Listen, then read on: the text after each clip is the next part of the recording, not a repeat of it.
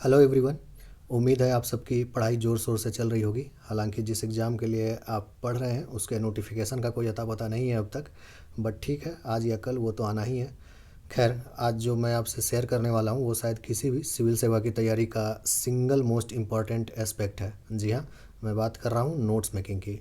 तो आज आप इस वीडियो को शुरू से अंत तक ज़रूर देखिए। मैं जनरली ये लाइन बोलता नहीं हूँ, बट आज आपसे रिक्वेस्ट कर रहा हूँ इसको शुरू से अंत तक ज़रूर देखिए, ये समझने के लिए कि नोट्स बनाना क्यों महत्वपूर्ण है, क्यों इम्पोर्टेंट है, किन टॉपिक्स का नोट्स बनाना चाहिए, क्या सारा टॉपिक का नोट बनाना चाहिए, वगैरह वगैरह। तो आइए अपने आज के सेशन का एजेंडा देखते हैं और उस पर बात करते हैं। तो सबसे पहले हम देखेंगे कि सेल्फ स्टडी क्यों ज़रूरी है, और सेल्फ स्टडी करने के बाद नोट बनाना क्यों ज़रूरी है, खुद का नोट्स बनाना क्यों ज़रूरी है। दूसरा हम लोग देखेंगे कि रेलेवेंट और यूज़फुल नोट्स कैसे बनाया जाए, यानी जो आपके एग्ज़ाम में उपयोगी साबित हो ऐसा नोट्स कैसे बनाया जाए। और तीसरा, एक सैम्पल नोट देखेंगे। नोट नहीं देखेंगे इन द सेंस कि मैं आपको एक टॉपिक लेकर बताने की कोशिश करूँगा कि आइडियली एक नोट कैसा हो सकता है, एक नोट्स। ठीक है ना, लोगों का अलग अलग मेथड होता है। आप अगर कोई मेथड फॉलो कर रहे हैं इट्स गुड, उसमें कोई प्रॉब्लम नहीं है। अगर अगर वो आपके लिए वर्क कर रहा है, काम कर रहा है, तो बढ़िया है। लेकिन अगर आप कोई मेथड नहीं फॉलो कर रहे हैं, ट्राई करना चाहते हैं, तो आप इस मेथड को ट्राई कर सकते हैं, जो मैं वीडियो के अंत में आपको बताऊंगा। तो सबसे पहले सेल्फ स्टडी का मेरिट देख लेते हैं कि आखिर खुद से पढ़ करके नोट्स बनाना क्यों ज़रूरी है, खुद से पढ़ करके। तो सबसे पहली बात कि आपको टॉपिक का पूरा आइडिया लग जाता है। ठीक है ना, पूरा आइडिया कहने का मतलब ये है कि जब आप कोई नोट्स पढ़ते हैं कहीं से ले करके, तो वो नोट बनाने वाले के दिमाग को आप पढ़ रहे हैं बेसिकली। उस नोट्स बनाने वाले को जो इम्पोर्टेंट लगा होगा बस वो वही अपने नोट्स में शामिल किया होगा। हो सकता है उसके अलावा भी इम्पोर्टेंट चीज़ रहा होगा, हो सकता है उस पार्टिकुलर जो मेन चीज़ है उसके पहले का कोई इवेंट रहा होगा, बैकग्राउंड रहा होगा जो इम्पोर्टेंट रहा होगा, वो सब आपका छूट गया। आप सिर्फ वो नोट्स देखे और उसको रटे। ठीक है, तो आपको पूरा आइडिया नहीं लग पाता है, होल आइडिया नहीं आपको लग पाता है किसी टॉपिक का। तो इसीलिए खुद से पढ़ना ज़रूरी है। दूसरी बात कि आपका जो रीडिंग और कॉम्प्रिहेंशन स्किल है, रीडिंग यानी कि पढ़ने का क्षमता और समझने का जो क्षमता है, वो बढ़ता है खुद से पढ़ने से, खुद के बुक को पढ़ने से। ये वाला जो आपका एस्पेक्ट है ये इम्प्रूव होता है और ये बहुत काम करता है। ठीक है, आप पीटी में ही देख लीजिए कि अगर आप किसी क्वेश्चन को पढ़ते हैं तो आप कई बार होता है कि 2 4 5 सेकंड लग जाता है समझने में कि एक्चुअली ये बोलना क्या चाह रहा है। ठीक है ना, अगर आपको पढ़ने का आदत नहीं होगा तो आपको वो जल्दी से समझ में नहीं आएगा। ठीक है, और आप खुद सोच कर देखिए, पीटी में 100 क्वेश्चन रहता है आपके 2 घंटे में। अगर आप एक क्वेश्चन पे 5 सेकंड भी सेव करते हैं, 5 सेकंड भी बचाते हैं आप उसको समझने में, यानी कि तो आप सोच लीजिए कि 100 क्वेश्चन में आप 500 सेकंड बचा रहे हैं। ठीक है ना, तो समझ सकते हैं कितना इम्पोर्टेंट एस्पेक्ट होता है आपका किसी भी एग्ज़ाम का। ठीक है ना, लगभग 8 मिनट से ज़्यादा आप सेव कर रहे हैं 2 घंटे में। अगर आप 8 मिनट सेव कर रहे हैं तो बहुत बड़ा बात होता है। ठीक है, ये डिफाइन कर सकता है कि आप पास होने वाले हैं या फेल होने वाले हैं। तो बेसिकली आपको खुद से पढ़ना चाहिए, इससे आपका पढ़ने का और सीखने का क्षमता जो है बढ़ता है, किसी सेंटेंस को समझने का क्षमता बढ़ता है। मेंस में भी काम आता है, क्वेश्चन को गलत इंटरप्रेट नहीं करते हैं, क्वेश्चन को गलत नहीं समझते हैं, आप सही समझकर सही उत्तर देते हैं। ठीक है, तो इसलिए खुद से पढ़ना इसलिए भी ज़रूरी है। दूसरी बात कि it enhances your writing skills indirectly, directly नहीं लेकिन इनडायरेक्ट रूप से जब आप खुद से पढ़ाई करते हैं तो आपका राइटिंग स्किल भी इम्प्रूव होता है। क्योंकि बुक के लैंग्वेज को आप बार बार जब पढ़ते हैं तो आपको कभी सेंटेंस फ्रेम करने में दिक्कत नहीं होता है। एग्ज़ाम में आपके आँख के सामने से इतना ज़्यादा वर्ड्स गुजर चुका होता है, शब्द गुजर चुका होता है कि आपको कभी भी सेंटेंस फ्रेम करने में दिक्कत नहीं होता है, वाक्य बनाने में आपको दिक्कत नहीं होता है कभी भी। जब आप खुद से पढ़ाई करते हैं, खुद से समझते हैं चीज़ों को, खुद से नोट्स बनाते हैं, तो ये वाला आपका पार्ट जो है बिल्कुल इम्प्रूव हो जाएगा। और ये बहुत मायने रखता है मेंस एग्ज़ाम में। हज़ार हज़ार मार्क्स का एग्ज़ाम होता है, तो आप समझ सकते हैं कि लिखने वाला पार्ट कितना इंपॉर्टेंट है। अगर आपका कोई काम करके आपका लिखने वाला पार्ट इम्प्रूव हो रहा है, बेहतर हो रहा है, तो क्यों नहीं वो काम खुद से किया जाए, है ना। तो इसलिए राइटिंग स्किल आपका इम्प्रूव होता है सेल्फ स्टडी से, खुद से पढ़ने से। ठीक है, तो ये था। उसके बाद हम लोग देखते हैं कि अपना नोट्स बनाने का क्या फ़ायदा है, खुद का नोट्स बनाने का क्या फ़ायदा है। तो सबसे पहली बात कि आप वो सारा चीज़ लिखते हैं अपने नोट्स में जो आपको लगता है कि इम्पोर्टेंट था, उसको नहीं जिसका वो नोट्स है। आपको जो लगा कि इम्पोर्टेंट है आप उस सब चीज़ को उसमें शामिल करते हैं। जैसे आपको कोई आसान ही कंसेप्ट है लेकिन हो सकता है आपको लगता है कि हम ये भूल सकते हैं, तो आप उसको अपने नोट्स में लिखते हैं। कोई चीज़ कम्प्लेक्स है, डिफ़िकल्ट है, हो सकता है जो आप किसी और का नोट्स पढ़ रहे हैं उसको वो छोड़ दिया होगा, आप उसको भी लिखते हैं या नहीं लिखते हैं, एटलीस्ट पढ़ते तो हैं। उसके अलावा आप क्वेश्चन बैंक मान लिया जाए आप सॉल्व करते हैं तो आपको उसमें कोई क्वेश्चन दिखता है, उसमें कोई नया फैक्ट आपको दिखता है जो बुक में नहीं दिया हुआ है, आप उसको भी इनकॉर्पोरेट करते हैं। तो कहने का मतलब आपका नोट्स जो है ज़्यादा बढ़िया बनता है, ज़्यादा एनरिच्ड बनता है, आपका ज़्यादा एग्ज़ाम ओरिएंटेड बनता है, जो आपको एग्ज़ाम पास कराने में आपका हेल्प करेगा। ठीक है, तो ये था पहला फ़ायदा खुद का नोट्स बनाने का।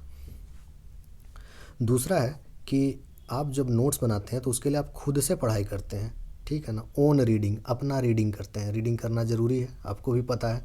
तो जब आप खुद से पढ़ते हैं तो पढ़ाई करने के दौरान ही कई बार ऐसा होता है कोई टॉपिक आपको नहीं समझ में आता है तो दूसरा बुक रेफ़र करते हैं, फ्रेंड से पूछते हैं, टीचर से पूछते हैं, उसको ऑनलाइन फोरम्स पे खोजते हैं।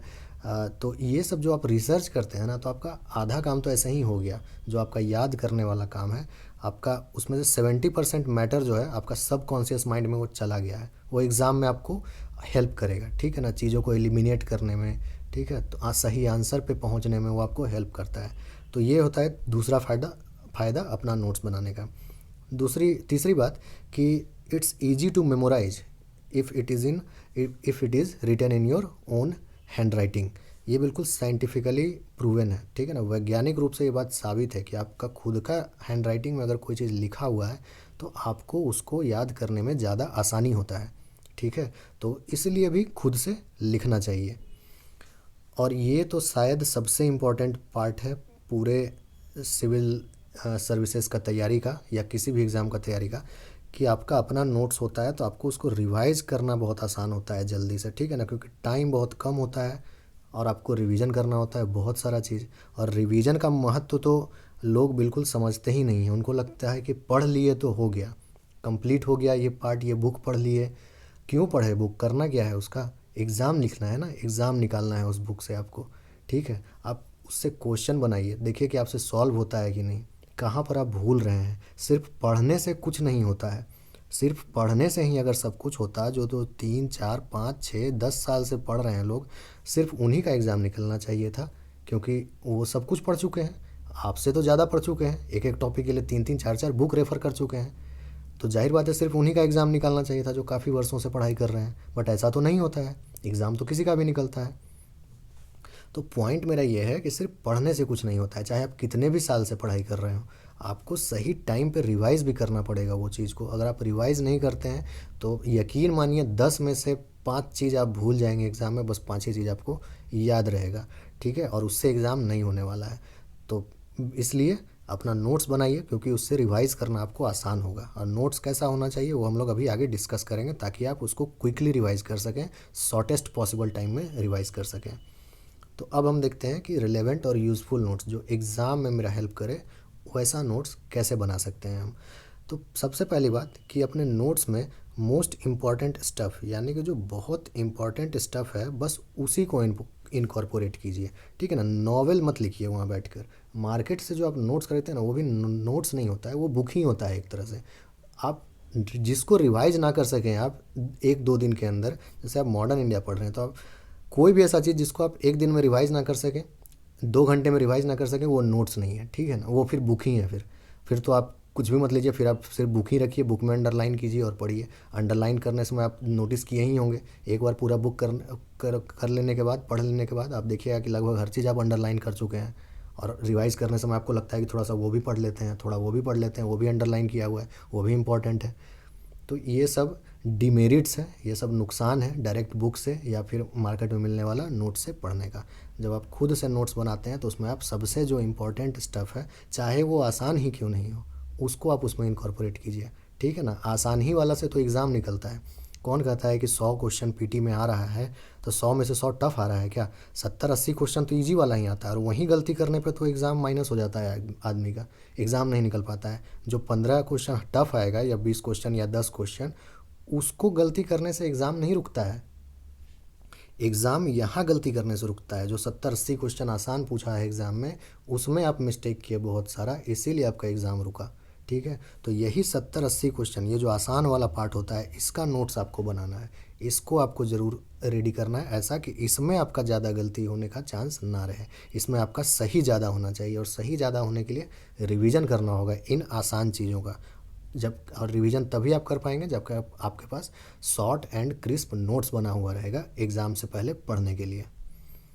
दूसरी बात, नोट्स में जो है हमेशा देखिए, नोट्स आप लैंग्वेज जितना कम यूज़ कीजिएगा उतना ज़्यादा आपको वो आसानी होगा पढ़ने में, रिवाइज़ करने में और इनफैक्ट मेमोराइज़ करने में भी। तो जितना हो सके फ्लो चार्ट का यूज़ कीजिए, ग्राफ का यूज़ कीजिए, टेबल बनाइए, लिस्ट बनाइए, है ना। रेडियल यूज़ कीजिए, कुछ इंपॉर्टेंट इवेंट है तो उसमें क्या क्या था बस ऐसे करके कर दिए, बॉक्स में डाल दिए इसको। ये सब चीज़ जो है याद करना ज़्यादा आसान होता है, याद रखना ज़्यादा आसान होता है। तो इन सब चीज़ों का नोट्स में यूज़ करना चाहिए और हमेशा किसी भी टॉपिक के बाद थोड़ा स्पेस छोड़ देना चाहिए, ठीक है ना। इनफैक्ट फ्यूचर में कभी आप कोई टेस्ट सीरीज नहीं देते हैं, उसमें आपको कोई क्वेश्चन मिल गया, मॉक टेस्ट दिया, कोई क्वेश्चन मिल गया जो कि फैक्ट बुक में अवेलेबल नहीं था, आप चाहते हैं कि उसको भी हम लिख लें ताकि एग्ज़ाम से पहले एक बार देख सकें उसको भी, तो उसका भी आप इंतज़ाम रखिए पहले से अपने नोट्स बनाने समय, ठीक है ना। तो हमेशा थोड़ा सा स्पेस छोड़ दीजिए और संभव है अगर तो लूज सीट में बनाइए। लूज सीट कहने का मतलब कि जो मार्केट में अवेलेबल होता है सीट्स आपको मिलता है A4 साइज़ का सीट वगैरह, उसमें आप बनाइए। कहीं से कुछ भी निकाल लिए, कोई नया इन्फॉर्मेशन मिला तो डाल दिए, कोई टॉपिक छूट गया है तो उसको बीच में घुसा दिए। ये सब करने में आसान होता है, जस्ट एक हैबिट है, अगर आपको फॉलो करना है तो कर सकते हैं। लूज सीट में भी आप अपना नोट्स बना सकते हैं, ठीक है। अब देखिए एक सैम्पल मैं आपको समझाने की कोशिश करता हूँ कि क्या कर सकते हैं आप। कोई हार्ड थंब रूल नहीं है, मैं पहले ही ये चीज़ फिर से रिपीट कर दे रहा हूँ। अब जैसे देखिए आप मेंस का नोट्स बनाते हैं, तो मेंस का नोट्स जो आप बना रहे हैं उसको हमेशा क्वेश्चन आंसर फॉर्मेट में बनाइए, ठीक है। क्वेश्चन आंसर फॉर्मेट में रखिए। मेंस में आपको क्वेश्चन आंसर ही तो लिखना है, क्वेश्चन दिया हुआ रहेगा, आपको आंसर लिखना है। तो आप खुद से जब ये हैबिट बना लेंगे तो मान लीजिए कि आपके पास क्वेश्चन, अब आप सोचते होंगे क्वेश्चन कहाँ से लाएं, तो क्वेश्चन बैंक का यूज़ कीजिए, मेंस का क्वेश्चन बैंक खरीद लीजिए। उससे आप देखिए किसी टॉपिक से क्या क्वेश्चन पूछा हुआ है, उस क्वेश्चन को लिखिए, उसका आंसर लिखने का कोशिश कीजिए। अपनी मर्ज़ी से भी जब आप कोई टॉपिक पढ़ते हैं तो आप खुद से सोचिए कि इससे क्या क्वेश्चन, एक लॉन्ग क्वेश्चन क्या पूछा जा सकता है, 20 मार्क्स का, 30 मार्क्स का, 40 मार्क्स का, क्या पूछा जा सकता है इससे। उस टॉपिक को लिखिए क्वेश्चन के रूप में और उसका आंसर लिखिए। तो मेंस के लिए बेस्ट होता है कि आप क्वेश्चन आंसर फॉर्मेट में ही अपना नोट्स प्रिपेयर कीजिए, ठीक है। ये मेरा एडवाइस है। बाकी हज़ारों मेथड लोग फॉलो करते हैं, लेकिन ये बेस्ट है। आपको अगर आप कोई मेथड नहीं फॉलो कर रहे हैं तो आप प्लीज़ इसको ट्राई कीजिए। फिर पीटी के लिए देखते हैं। तो पीटी के लिए क्या करना चाहिए आपको कि पीटी के लिए कोशिश कीजिए, और जो भी मैंने आपको बताया फ्लो चार्ट वगैरह बना करके करने का, ये सब मेथड आप यूज़ कर सकते हैं। जैसे फॉर एग्ज़ाम्पल आपको एक एग्ज़ाम्पल देता हूँ कि जैसे साइमन कमीशन, ठीक है ना। मान लिया जाए आप साइमन कमीशन से ले करके पढ़ रहे हैं सिविल डिसोबीडियंस तक, ठीक है ना। सिविल डिसोबीडियंस मूवमेंट आप यहाँ तक का पढ़ाई कर रहे हैं आज बैठ करके, तो इसका नोट्स कैसा होना चाहिए। तो यकीन मानिए ये आपका जो बुक है, जो शॉर्टेस्ट बुक है जिसमें कि काफ़ी सारा फैक्ट कम पेजों में दिया हुआ है, वो है आपका स्पेक्ट्रम। अगर आप उसको भी देखेंगे तो लगभग 50 पेज में है दिया हुआ, यहाँ से लेकर के यहाँ तक का इवेंट, ठीक है ना। यानी कि 27 से लेकर के 34 तक का इवेंट, ठीक है। 1927 से 1934 तक के इवेंट को लगभग 50 पेजों में दिया हुआ है। तो क्या आपको लगता है कि ये संभव है कि एग्ज़ाम से पहले इतना चीज़ को, इतना इन्फॉर्मेशन को रिवाइज़ करना बुक से पढ़कर, वो भी लैंग्वेज में। बुक तो आप सारा अंडरलाइन कर चुके होंगे, तो ये संभव नहीं है। ऐसे टॉपिक्स का आपको नोट्स बनाना चाहिए, ठीक है ना। यहाँ पर ये भी जानना ज़रूरी है कि हर टॉपिक का नोट्स बनाना ज़रूरी नहीं है, ठीक है ना। ऐसा टॉपिक का नोट्स बनाइए जो कि कम्प्लेक्स है, ठीक है, कम्प्लेक्स है, डिफ़िकल्ट है, ऐसा टॉपिक का नोट्स बनाइए, ठीक है। या फिर जिसमें थ्योरी बहुत ज़्यादा है। इसका बेस्ट एग्जांपल है लक्ष्मीकांत। लक्ष्मीकांत जो है, अगर आप नोट्स नहीं बनाए हैं, यकीन मानिए वो बुक नहीं आप रिवाइज़ कर पाइएगा। और पहले ही मैंने बताया, रिवीजन नहीं तो एग्ज़ाम नहीं, ठीक है। रिवीजन होगा तभी एग्ज़ाम होगा। तो आपको नोट्स बनाना ही बनाना है इन सब टॉपिक्स के लिए। तो जैसे थ्योरी के लिए मैंने बताया कि जैसे लक्ष्मीकांत है, उसका तो नोट्स आपको बनाना ही है पॉलिटी का। उसके अलावा जो कॉम्प्लेक्स और डिफ़िकल्ट टॉपिक है, ठीक है, जैसे कि कॉम्प्लेक्स टॉपिक मैं किसको बोलता हूँ, जैसे कि साइमन कमीशन और सीडीएम वाला जो भी आपको मैं एग्जांपल दे रहा था, तो उसमें आप देखिए कि कितना सारा कॉन्सेप्ट्स इन्वॉल्व है और कुछ भी क्रोनोलॉजिकली नहीं दिया है। और एग्ज़ाम में अक्सर पूछता है क्रोनोलॉजी की, कौन सा इवेंट पहले हुआ, कौन सा इवेंट बाद में हुआ। लेकिन जब आप पढ़िएगा बुक में तो आप देखिएगा, अब जैसे आप स्पेक्ट्रम ही फॉलो करते हैं तो आरटीसी एक जगह दिया हुआ है सारा, राउंड टेबल कॉन्फ्रेंस। ऐसा एक जगह एक साथ थोड़ी हुआ था, कई सारा इवेंट 1927 से 1934 के बीच कई सारा इवेंट हुआ और ये बीच बीच में होता रहा, ठीक है। तो आपको इसको जो है क्रोनोलॉजिकली लिखना पड़ेगा फ्लो चार्ट में, और बगल में आपको थोड़ा थोड़ा इन्फॉर्मेशन लिखना पड़ेगा। जैसे फॉर एग्जांपल साइमन कमीशन का अपॉइंटमेंट होता है, डेट लिखिए। आपका स्टेट पीएससी में यही सब तो पूछता है, कब आया, कब अपॉइंट हुआ, कहाँ पे आया, पहली बार कहाँ उतरा, ठीक है, लिख लिए 2-3 पॉइंट इसके बारे में। साइमन कमीशन का अपॉइंटमेंट, फिर एक दिल्ली प्रपोजल्स हुआ, उसके बाद दिल्ली प्रपोजल्स क्या हुआ, कौन था इन्वॉल्व, फिर साइमन कमीशन इंडिया आ गया, साइमन कमीशन इंडिया आ गया, तो इसको आप लिखिए। फिर एरो मार्क देकर नीचे आइए, फिर नेहरू रिपोर्ट हुआ इसके बाद, तो इसको लिखिए। उसके बाद फिर कैलकटा सेशन हुआ, उसको लिखिए, उसके बारे में इंपॉर्टेंट पॉइंट्स लिखिए। कैलकटा सेशन के बाद जिन्ना का 14 पॉइंट्स हुआ, ठीक है। उसके बाद फिर क्या कहते हैं, एक इसके बाद जिन्ना 14 पॉइंट्स के बाद इरविन्स डिक्लेरेशन हुआ था, इरविन का डिक्लेरेशन हुआ था एक, ठीक है, तो वो लिखिए। फिर दिल्ली मैनिफेस्टो हुआ था, उसको लिखिए आप। उसके बाद गांधी जी का 11 डिमांड्स हुआ था, ठीक है। उसके बाद फिर दांडी मार्च स्टार्ट हुआ, तो उसको आप लिखिए, ठीक है। तो उसके बाद आरटीसी सजेस्ट किया गया, राउंड टेबल कन्फ्रेंसेस, उसको लिखें आप। फिर फर्स्ट आरटीसी हुआ, फिर गांधी इरविन पैक्ट हुआ, उसके बाद फिर कराची सेशन हुआ कांग्रेस का, फिर जाकर सेकेंड आरटीसी हुआ। लेकिन ये आरटीसी बुक में आप देखिएगा तो एक ही जगह दिया हुआ है, पहला हुआ फिर दूसरा हुआ। तो कहने का मेरा पॉइंट ये है कि आपको फ्लो में लिखते जाना है, क्रोनोलॉजी आपको पता होना चाहिए। अब जब आप ये फ्लो में लिखते जा रहे हैं तो आप उसके बगल में ही छोटा छोटा पॉइंट्स बुलेट फॉर्म में लिखते जाइए। दिल्ली प्रपोजल्स में कौन इन्वॉल्व था, क्या था, ठीक है। तो साइमन कमीशन इंडिया में आया तो कहाँ पे आया, किस डेट को आया, यही सब तो पूछता है एग्ज़ाम में। नेहरू रिपोर्ट का इंपॉर्टेंट पॉइंट लिख लिए, ठीक है। तो पॉइंट ये है कहने का कि ये एक सैम्पल था कि आप इसको यूज कर सकते हैं ऐसे बनाने का। तभी ना जो चीज़ 50 पन्ने में था ये पूरा इवेंट, आप हार्डली 2 पेज में इसको पूरा कवर कर लीजिएगा। एग्ज़ाम समय कितना आसान है रिवाइज़ करना।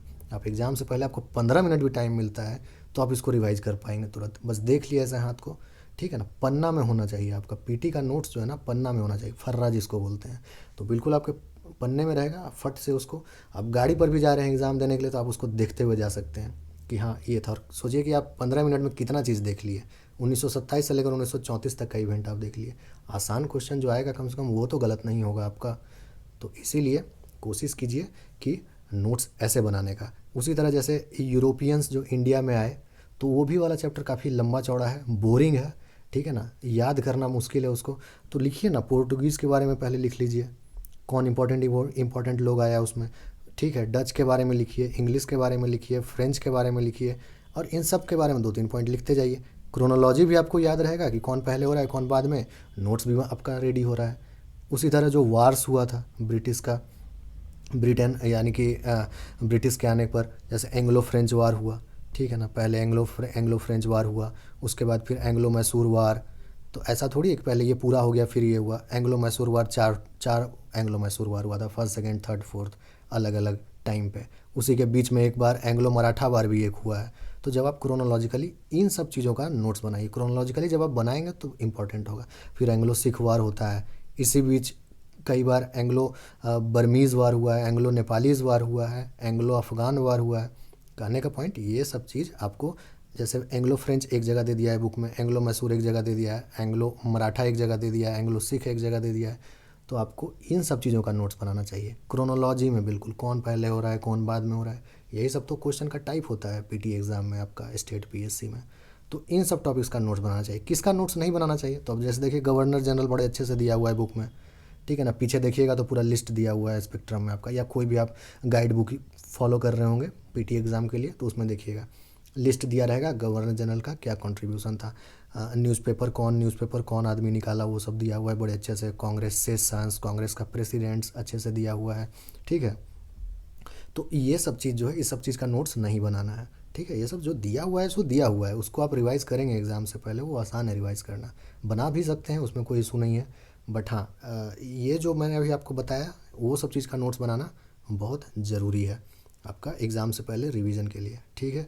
तो बिल्कुल मेरा जो यही मंत्रा है कि रिवीजन नहीं तो एग्ज़ाम नहीं, रिवीजन होगा तभी एग्ज़ाम होगा, ठीक है। तो इसी नोट के साथ उम्मीद करते हैं कि आपको इससे कुछ फ़ायदा हुआ होगा। और अगर आप कोई मेथड नहीं फॉलो कर रहे हैं तो आपको इसको ज़रूर ट्राई करना चाहिए। उम्मीद है कि आपको इससे हेल्प मिलेगा, ठीक है। इसी नोट के साथ अपना पढ़ाई करते रहिए और अपना ख्याल रखिए। फिर मिलते हैं अगले वीडियो में। Thank you.